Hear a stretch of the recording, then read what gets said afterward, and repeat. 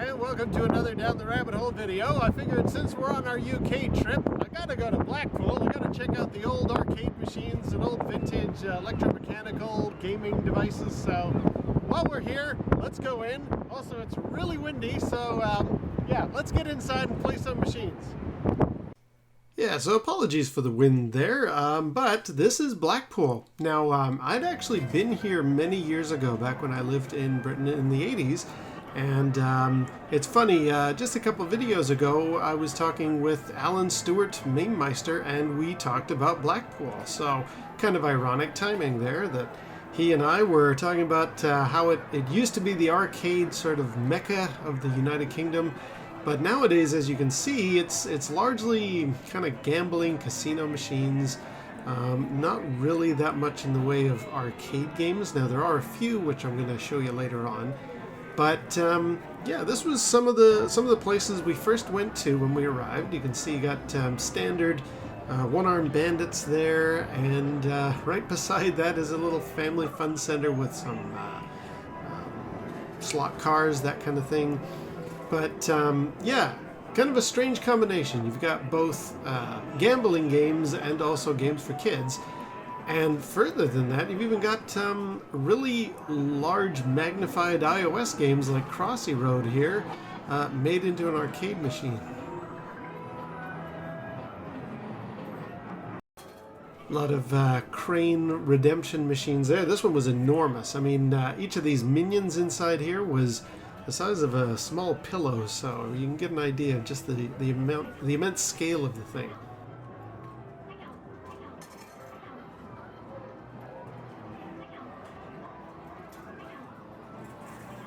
Now, this is a Typhoon machine, which is kind of like a simulator. You sit there, the chairs vibrate and stuff as you watch the video. If you go back and watch my Fraser Valley Flip Out video, there's a little Typhoon shot in that video as well.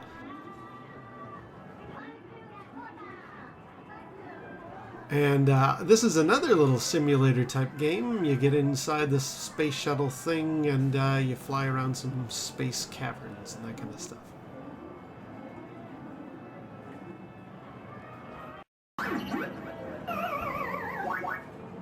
This was really impressive. This was a Pac-Man Smash, which is some kind of air hockey type of game experience. And nobody was playing it, and I've never seen it before, but man, that looked really impressive. It was huge.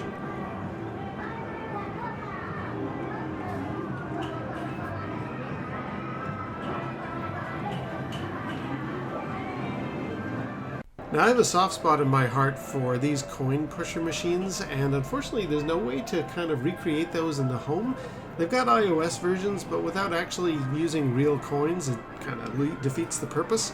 And there are home toy versions or little cabinets that push real coins, but they don't seem to take anything of any large denomination. I remember these funky things you throw balls at from the 70s. I don't know exactly what they're representing, but I remember those. Now, this was really impressive. This was a giant, like 8-foot-long slot car race setup, where you grab those little controllers and you raced your cars around the circuit. If I could possibly go back to my younger self in the 70s, I would have loved something like this, because I always loved slot cars when I was a kid. Never had one. I had friends who did. And to see this giant one, that was something that was really stuck in my mind on this trip.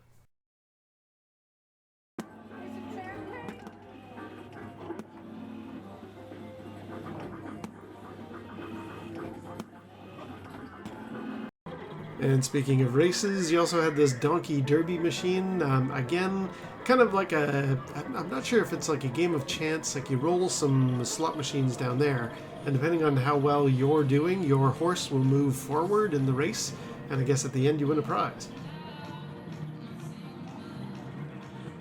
Now, down the road, there was this Coral Island place that had a neat pirate theme, and again, talking about Meme Meister, Alan Stewart and I talked about these machines where you shoot the different targets, so the light gun kind of thing. I remember these shooting galleries way back when the arcade scene was kind of new, and I really loved it.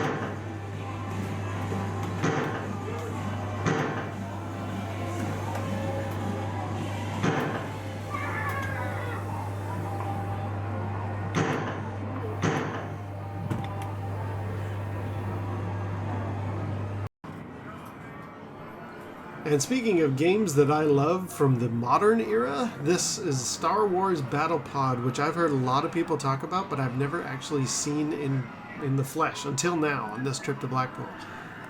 It's a huge cabinet. I mean, absolutely enormous. You'd never get one of those in your home. I hope someday there's like a virtual reality version of this that you can play. I don't know, on PlayStation or Oculus Rift or something. I did record myself playing some of the game here, and obviously because there's a lot of copyright music and sound effects and things like that, I'm going to have to talk my way through it. But I wanted to show it because although there are people who have shown this footage on their YouTube channels, this is my very first time playing this, and I absolutely loved it. The attention to detail, the graphics is really, really great. Vastly superior to anything like the Rogue Squadron game on the GameCube. This thing blows that out of the water. But what's interesting is I don't think you can take a wrong turn. I mean, I was at various points pushing the joystick to the edges just to see what happens. Like, can you run into buildings and stuff? Not really. It's one of those. It's a very, very fancy full motion video kind of an experience. A really impressive one, but yeah, it's not like. Essentially, you just want to line up your target in the center there and shoot it. So, but man, what an amazing looking experience! What an amazing looking game, and it was an amazing experience to behold.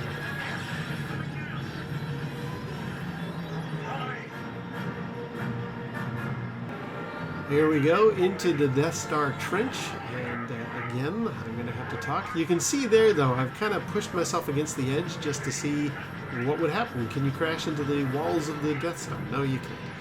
But not to worry, it's still a lot of fun. It was a bit of a challenge to line up the shot here.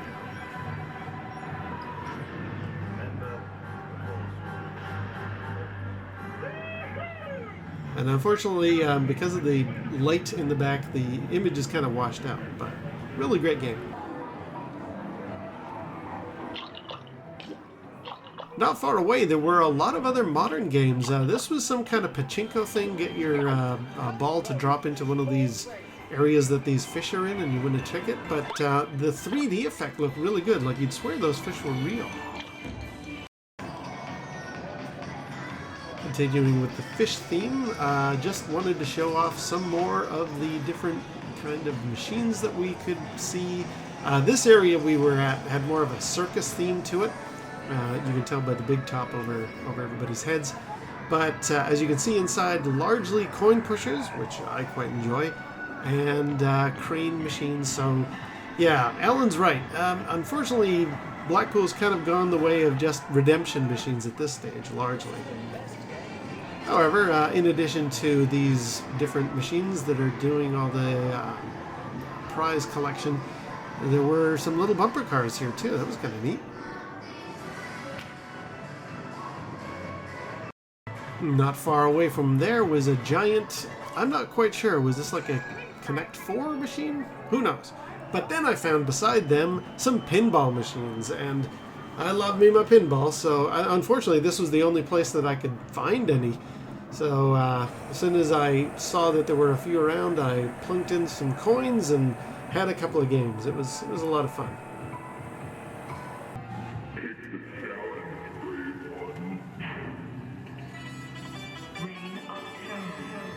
I believe this one is called Gladiator, and I don't recall, is this a Gottlieb machine? Yes, this is a Gottlieb machine. Wasn't great, and the lighting, like, it looks kind of hard to make out what's happening there, but that was what it was like to play. I couldn't really see too much because it was very, very dark where we were standing there. And then right beside that machine was a Lost in Space, based on the, what was it, that movie that came out 10, 15 years ago with William Hurt and all of them? But I wanted to show this bit. I got a weird multi-ball thing where they gather in the center here, and then they spin and they fly all over the play field. It was a really, really fun experience to get into.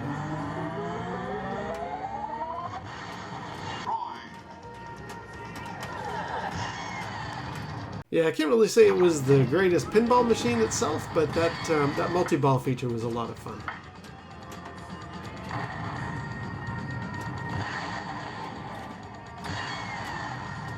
And yeah, that's basically it. There was a lot more to Blackpool, but I thought I'd just throw together some of the footage here and show you once again. Here's all those pinball machines in the South Pier.